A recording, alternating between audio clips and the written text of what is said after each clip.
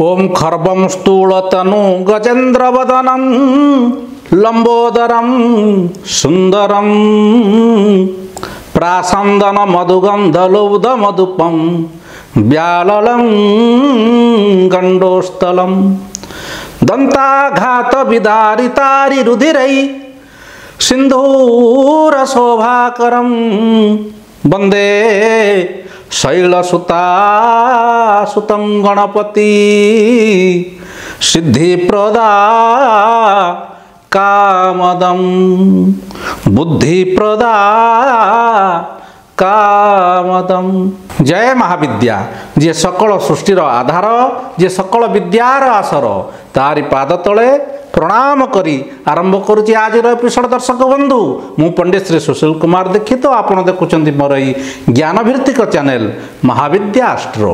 दर्शक बंधु एपिसोड चली मासिक राशिफल को लेकर कहीं ग्रह मानकर गोचर स्थिति जातक भोग होता दशा महादशा सांगरे गोचर जे अनेक किछि संपर्क रही तो जातक विचार आम जानिताए किंतु समूह क्रम प्रत्येक व्यक्ति मानक पई 12टी राशि मासिक फल मु मोर चैनल माध्यम कहूची और आज कहूची मीन राशि विषय रे।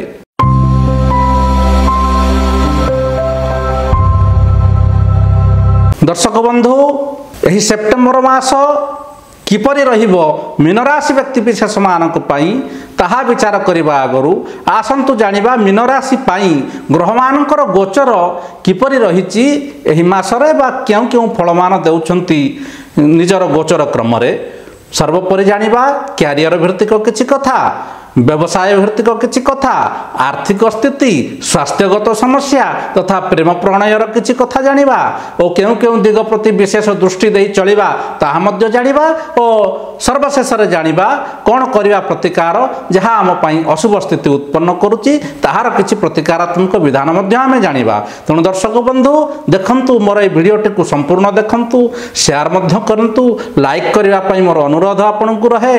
चैनल प्रति भल पाइबा निहाती दियंतु कहीं आपणकर भल पाइबा मते आपणक पाखरे अनेक किछि कथा कहबा पाई निश्चिंत उत्साहित करिवो। एही व्यस्त बहुल समय भितरु मु किछि कथा आपणकु एमिति कहिबी जहा आपणक कार्य रे लागिले निजकु मध्य मु धन्य मने करिवि। तेणु दर्शक बंधु आसंतु जानिबा सेप्टेम्बर 2025 मसिया रे मीन राशि पाई कोन रहिछि शुभ फल और कोन रहिछि अशुभ फल। गोचर क्रम रे सर्वप्रथमे रवि और बुध मासर प्रथम चरणरु रहिबे राशिरु षष्ठ रे जहा आपनकु प्रतियोगितामूलक क्षेत्र रे उत्तम फल देबे। स्वास्थ्यगत समस्या जहा थिबो आपनकर दूरे जीवो, शत्रु ठारु मध्य आपण विजय लाभ करिवे। सेपरि मंगलकर स्थिति राशिरु अष्टम रे रहउथिबारु छोट बड़ घटना अघटना ठारु सतर्क रुहंतु। आकस्मिक दुर्घटना हेउ किंबा कोनोसी अस्त्र शस्त्र द्वारा काटी है जिबा पोड़ी है जिबा परिस्थिति जहाँ रही सेठारु हो मध्य किंबा कोनोसी दुर्वृत्त लोकंकर अकस्माक आक्रमण ठारु हो मध्य आपण मंगलंक द्वारा यही अशुभ फल पाई परुछंती। तेणु ए मंगल आपण को धनहानि सांगकु मानहानिर मध्य कारण हेबे। मंगल अशुभकारी हेतिबारु सतर्कता निहाती आवश्यक रहिछि। बृहस्पतिंकर चतुर्थ स्थिति आपणक पई अशुभकारी। यातायात समय सतर्क रुहंतु। चारि चकिया जान रे जीवा बेले निहाती आपनकु सतर्कता अवलंबन करिवार आवश्यकता रहिछि।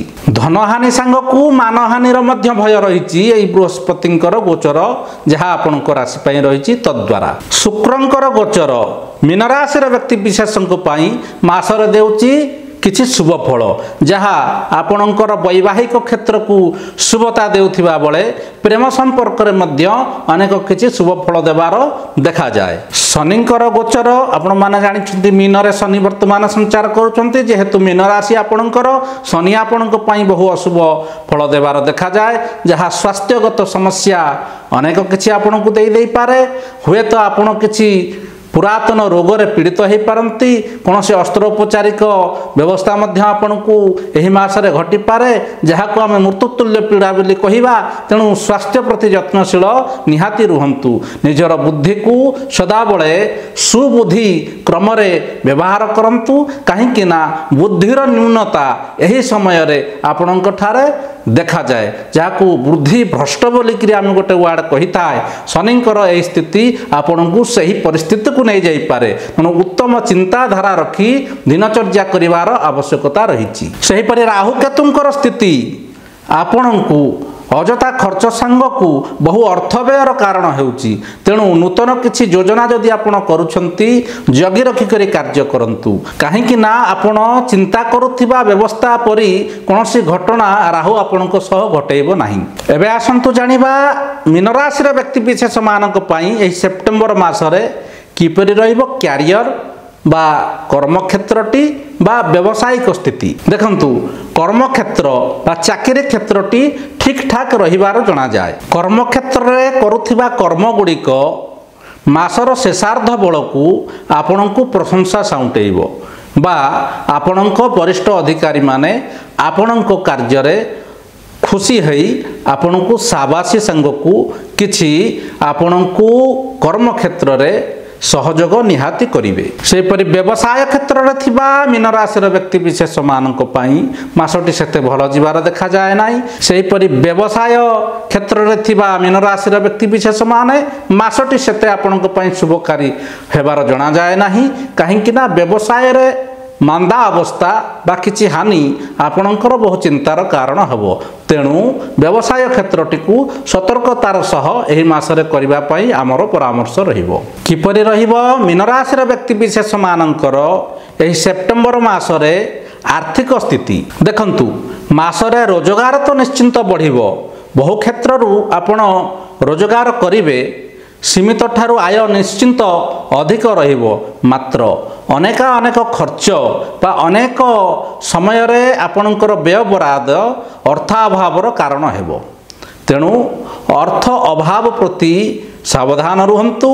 निजर आयक व्यवस्था को देखी व्यय व्यवस्था करंतु नचेत अर्थ अभाव को एई मासरे आपण सामना करि पारंती। किपरि रहिबो मीन राशि व्यक्ति विशेष मानकर एही सेप्टेम्बर मासरे पारिवारिक सुख शांति बा प्रेम संबंधर कथा ताहा जदि विचार करिबा प्रेम संबंध पई मासटी अति शुभकारी हेबार जणा जाए। अनेक किछि वाद विवादर परिस्थिति जहा आगरु लागि रहिथिला ताहा एही मासरे धीरे धीरे परिवर्तनशील हेबार जणा जाए। बिगुड़िथिबा संपर्क गुड़िक मासर शेष पर्याय आड़कू सुधुरिबार मध्य एही मासरे देखा जाए। घर परिवार रे सुख शांतिर आसर मध्य आपण पाई पारुछंती मीन राशि व्यक्ति विशेष माने एही सेप्टेम्बर मासरे। किपरि रहिबो स्वास्थ्यगत समस्या एही सेप्टेम्बर मासरे मीन राशि व्यक्ति विशेष मानक पई ताहा जदि आलोचना करिवे स्वास्थ्य को नहीं बहु विषम स्थिति एही सेप्टेम्बर मासरे मीन राशि व्यक्ति विशेष मानक ठारे देखा जाए। तेणु स्वास्थ्य प्रति यत्नशीलता संगकू नियमित आहार विहार और नियमित शृंखलित दिनचर्या निहाती आवश्यक रही आपणक पई एही मासरे। नचेत स्वास्थ्य को नहीं बहु गंभीर समस्या आपण भोग करि पारंती। मीन राशिर शिक्षार्थी विद्यार्थी माने मासरे शिक्षा को नहीं किछि मिलामिशा फल पाउथिले मध्य आपणकर एही मासरे शिक्षा प्रति एकाग्रता मध्य देखा जाए। प्रतियोगितामूलक शिक्षा जेपरिकी चाकरी भित्तिक जदि कौन से इंटरव्यू बा किछि एग्जाम आपण देउछंती ताहाले एही मासरे सेथिरु आपण शुभ फल पाइबार जणा जाए। मीन राशि व्यक्ति विशेष माने केउ केउ दिग प्रति देवे विशेष दृष्टि आसंतु जानिबा एही विषय रे किछि कथा। देखंतु स्वास्थ्य को नहीं बहु चिंता मु आगु आपन को कही आसी। तेणु स्वास्थ्य को नहीं बहु चिंता एही मासरे थिबारु स्वास्थ्य प्रति यत्नशील हेबा बा एथि प्रति ध्यान देबा निहाती आवश्यक रही आपणक पई। जेपरि मु कहिली रोजगार क्षेत्र आग अपेक्षा टिके सुधुरुची बा परिवर्तन होउची किंतु ଅଯଥା ଅର୍ଥ ବ୍ୟୟ ଅର୍ଥ ଅଭାବର କାରଣ ହେଉଛି। ତେଣୁ ବ୍ୟୟ ପ୍ରତି ସଚେତନତା ଆପଣଙ୍କୁ ନିହାତି ଆବଶ୍ୟକତା ରହିଛି ଏହି ମାସରେ। ତୃତୀୟତଃ ପାରିବାରିକ କ୍ଷେତ୍ରରେ ଛୋଟ ଛୋଟ କଥାକୁ ନେଇ ମହାଭାରତ ଯାହା କଥାରେ ଅଛି କରନ୍ତୁ ନାହିଁ। ପ୍ରତ୍ୟେକ କ୍ଷେତ୍ରରେ ଆପଣଙ୍କୁ ଧୈର୍ଯ୍ୟର ଆବଶ୍ୟକତା ରହିଛି ପାରିବାରିକ କ୍ଷେତ୍ରରେ।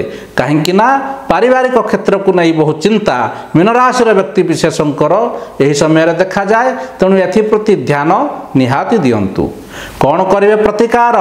ଦେଖନ୍ତୁ ଶନି ଆପଣଙ୍କ ପାଇଁ ଅତି ଅଶୁଭକାରୀ ରହିଛନ୍ତି ଏହି ମାସରେ। ତେଣୁ ଶନିଙ୍କ ଶାନ୍ତି ନିମିତ୍ତ ଅନେକ କିଛି ପ୍ରତିକାରାତ୍ମକ ବିଧାନ ଆପଣ କରନ୍ତୁ। ଯେପରି ଶନି ଚାଳିଶା ପାଠ କରନ୍ତୁ, ଦଶରଥ ପ୍ରୋକ୍ତ ଶନିଶ୍ଚର ସ୍ତୁତି ଆପଣ ନିୟମିତ ପାଠ କରନ୍ତୁ। ଶନିବାର ଆପଣଙ୍କର କାଳୀ ଦର୍ଶନ ଆପଣ କରନ୍ତୁ। ଶନିବାର ଶିବଙ୍କ ମସ୍ତକରେ ଜଳ ଲାଗି କରନ୍ତୁ ଓ ତିଳ ଅର୍ପଣ କରି ଶିବଙ୍କୁ ପୂଜା କରନ୍ତୁ। ଶିବ ତାଣ୍ଡବ ପାଠ କରନ୍ତୁ। ଓମ୍ ସମ୍ ଶନିଶ୍ଚରାୟ ନମଃ ଏହି ମନ୍ତ୍ରକୁ ଦୈନିକ ଯଥେଷ୍ଟ ଜପ କରନ୍ତୁ। ଦେଖିବେ ଶନିକୃତ ପୀଡ଼ାରୁ ଆପଣ ନିହାତି ଉପଶମ ପାଇବେ। ଘର ପରିବାର ସୁଖ ଶାନ୍ତିରେ କଟିବ। ମାସଟି ମଧ୍ୟ ଆପଣଙ୍କ ପାଇଁ ଶୁଭକାରୀ ହେବ। ତେଣୁ ଦର୍ଶକ ବନ୍ଧୁ ଦେଖୁଥାନ୍ତୁ ମୋର ଏହି ଜ୍ଞାନଭିତ୍ତିକ ଚ୍ୟାନେଲଟିକୁ। ଆପଣଙ୍କର ଭଲ ପାଇବା ମୋର ନିହାତି କାମ୍ୟ। ଅତି କମ ଦିନରେ ମୋର ଏହି ଚ୍ୟାନେଲକୁ ଆପଣମାନେ ଅନେକ ଭଲ ପାଇବା ଦେଇଥିବାରୁ ମୁଁ ଆପଣଙ୍କ ପାଖରେ ଚିରଋଣୀ। ତେଣୁ ଦେଖୁଥାନ୍ତୁ ମୋର ଏହି ଚ୍ୟାନେଲଟିକୁ। ରହୁଛି ନମସ୍କାର।